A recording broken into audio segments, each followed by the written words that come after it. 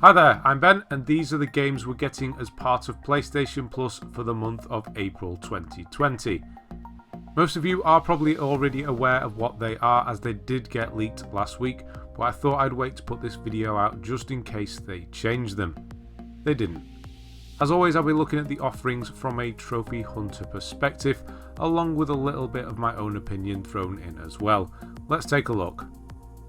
First up, yep, you know it, it's Uncharted 4: A Thief's End. What can I say about this game that hasn't been said already?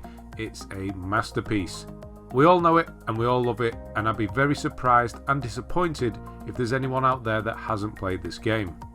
When it comes to storytelling and spectacular action set pieces, there are very few games that come close to Uncharted 4.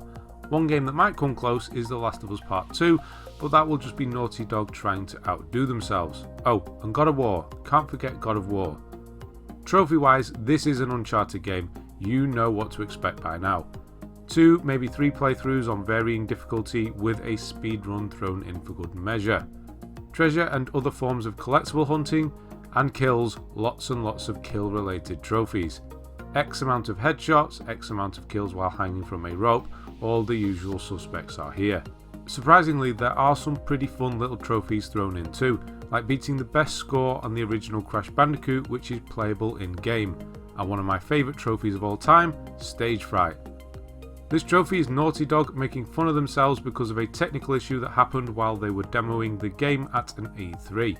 Sadly, there are also multiplayer trophies, but luckily they should only take an hour or so. I would advise that you get these done and not leave them in your backlog. I'm not saying that the servers are getting shut down, but Naughty Dog do shut their servers down at some point, so get them done while you can. I know you'll all be going for the platinum for this one anyway, if you don't already have it. Secondly, this month we're getting Dirt Rally 2.0. It's a rally game. I'm sorry, but that's all I can say about this one really. I've never been particularly good at driving games, anyone who saw my GTA 5 livestream can attest to that. For that reason, I don't really play them. I have played a few of the more popular ones, but by all accounts, this is not one of those. I had to dig deep just to find a platinum difficulty and time for this one. I haven't had to do that for a game since the PS3 and Vita games were discontinued. There just don't seem to be any guides for this game out there. Looking at the trophy list, it's exactly what you'd expect. Win races, win championships, buy certain cars and win in specific cars. That's it. If you like racing games, you'll more than likely not struggle with this one. It's middle of the road difficulty, pun intended, with a fairly long platinum time.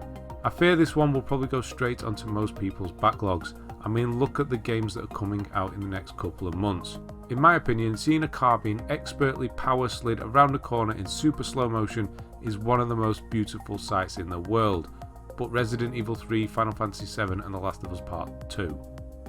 Right, that's it for this month. One amazing game that most of us will already have and have played, and a rally game.